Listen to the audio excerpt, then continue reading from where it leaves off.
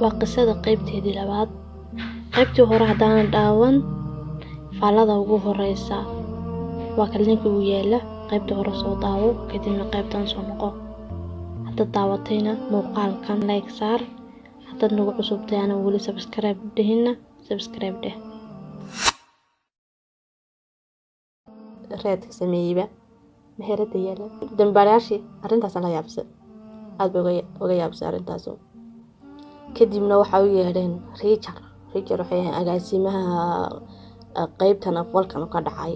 wuxuu ku yiri wax aad u maleynaysid in dhibaatadan sabab karo ayaa meel soo dhaafay ma dhaceen. meherada wax niga iibsanaysa iyo shaqaalaha mis afdaafeen adiga miska afdaafeen yani wuxuun maybe tiri dibo ma jirto laga reebo in meherada bishii ugu dambeysay wax laga xadi jiray alaabteeda la waayi jiray.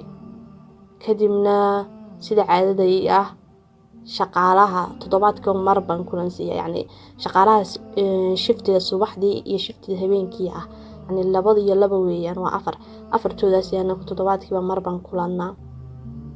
kadibna toddobaadkii doodooday ayaan u sheegay in arrinta yani in alaabta meherada la waayiyo in cid xadaysa am dadka wax iibsanaya macaamiisha aan ahayn cid shaqaalaha kamid ah ay tahay maadaama tahay wax joogto noqday maadaama ay meheradana kamaradaan ku xidhnayn waa tayga yaabisay meheradan weyn waliba meeshan goobtanaleeyaha Bethesda waxa waa meelaha yani dadka lacagta leh xoolaha la qaniya ay wax ka soo iibsadaan weeyaan.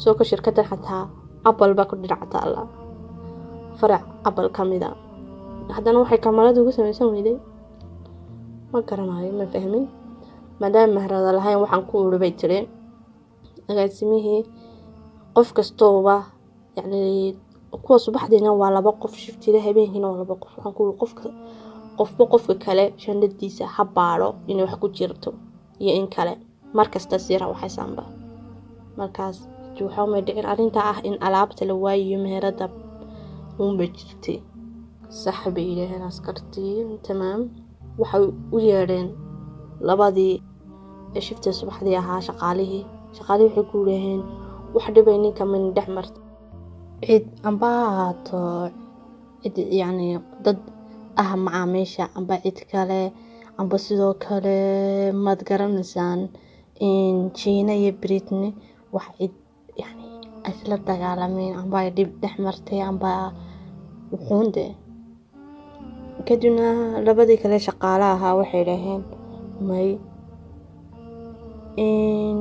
may wax dhiba anaka ma jirto soo kale China iyo Britain de wax dhibo dhax yeelay cid kale aan garanayno anakuna shiftay subaxnimo aan nahayagna wax weyn xiliga dambe sidaabo isku ma aragno. laakiin mid shaqaalaha kamid ah ayaa tiri xalay ayay China soo qaraad aniga ay ugu tiri muxuu hayay Britain subaxdii may alaab naga iibsatay aniguna may baan ku niri wax alaab naga iibsan. dambaaraashi waxba way waayeen aan ka ahayn meheradan Apple-ka ay ku dhagsan ayaa kamaradaha ku xidhan midba dhinacan jihadan luula leeyamoon meheradooda soo eegaysa. kadibna way baadheen cid xiligaas oo falkaas u dhacay meesha marisay. kadibna laba nin markay arkeen waxaan labadan nin ahayn uga shakiyeen wali labadan ninna ugu meherada galaya may arag laakiin maadaama meherada xagga dambe laga soo galay say China sheegaysay waxay shiraheen xagga dambe rag ka soo galeen labadan nin bay arkeen. sidoo kale wuxuu inaan xadneen quraata ahayn waxay uga shakiyeen dambaarayaashu waayo qofka tuuga sida dabiiciga ah qofka tuuga markuu xadayo de haduu meesha wax ka xadayo cid arko u yaraatuma aduu baaskoorta xabad buu ku dhuftaa amba uu xidhaafo ka xidhaan intuu xaday wuxuun. laakiin kan China tuugan wuxuu China ay ku dhufteen 330 nabar oo toori leh, qandube leh, wax kasta leh. yacni 330 nabar qofka ku dhacay waxa weeyaan qof ciil u qabay oo ka argoosanay maaha tuugde. tuug muu weelay xaq waxa xad lahaa gabigeeda gabadha ma ku mashquulayba. gabadha ma ku mashquulay gabigeeda sidoo ka rif lahaa 330 nabar intuu ku dhufanayay magaalada ka bixi lahaabe maadaama tuug yahay. tuugu tuugata markuu uu qofka sida wax ugu dhufto arkay inuu qofkaas u dhintay tuugnu wuxuu markii uu caaraa in labadan tuug meherada iska dhexman marayeenba dhiigii lugahooda gabadha ka baxay kadib meheradiisa iska dhexman marayeen. sababta ugu bay markaa dambaarayaashu uga shakiyeen mid dambaarayaasha kamid ah ayaa 2 cisho ku wareegay meherada sidoo dadka bal labadan nin uu arkay maadaama wajigooda aanu si fiican u muuqan inay dub soo maraan si banaagiisa dub ay soo mareenba. labadan nin ku dhagan wuxuu tusay fiidiyoogii oo ka soo saaray kameradii Apple-ka ay qabatay ninka labadan nin waxay ku leeyahay hawanaka wuxuu ku yiri markaa maxaad maalintii habeenkii xilligaas ahayd aad halkan ka soo martay. kadib labadan nin xireen anigu habeen kasta halkan waan marnaa waxaan ka shaqeynaa meherad Apple-ka maaragtay dhinaca ka sii xigta luula laymuunkan Apple-ka iyo unba u dhaxeeya meheradaas ka shaqeynaa markan soo baxnana halkan baan marnaa maalin kasta waan marnaa. ragina maadaama rag shaqaale ah oo meesha markasta iska maraayeen kaleeto waxba laga waayay wala iska sii daayay.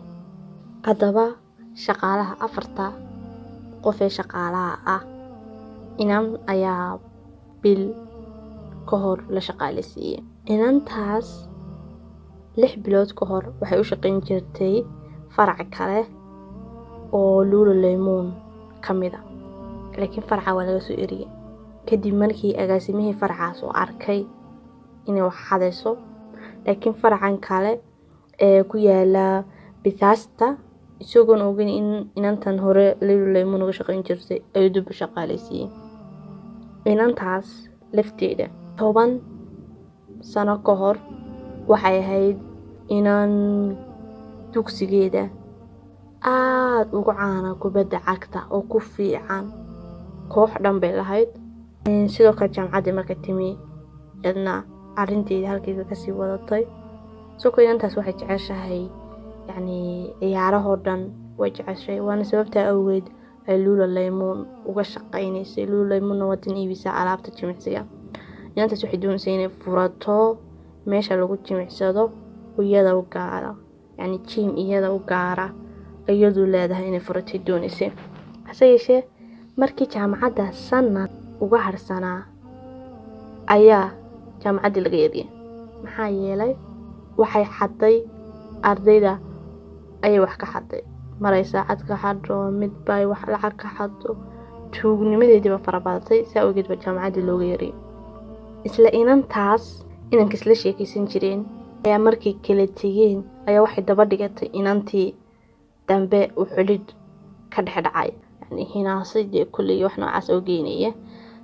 hase yeeshee inantaas may daba dhigatay iyadoo doonaysa inay disho kadibna waxa soo dacweeyay askarta oo soo sheegay ninkay hore isla sheekaysan jireen isagoo yiri way daba dhigto gabadhan la sheekaysan nolosheeda khatar ku tahay gurigooda igu imanaysaa iyadoo soo weeraraysa kadib markaas way iskaga hadhay. inantan ayaa tahay maxaa soo dhexgeliyay labada hablood ee midna dhaawaca ah midna dhimatay sheekadooda. inantaas waa shaqaale kamid ah shaqaalaha luula laymuun waliba qaybtan ka shaqeeya. waxaan maleynaa iska garateen inantaas cid tahay intaan ni sheegin inantaas cid tahay kullay inantaasu door weyn ayay arinta dhacday ka leedahay. hase yeeshee dambaarayaashii balan dhinacooda tagno dambaarayaashii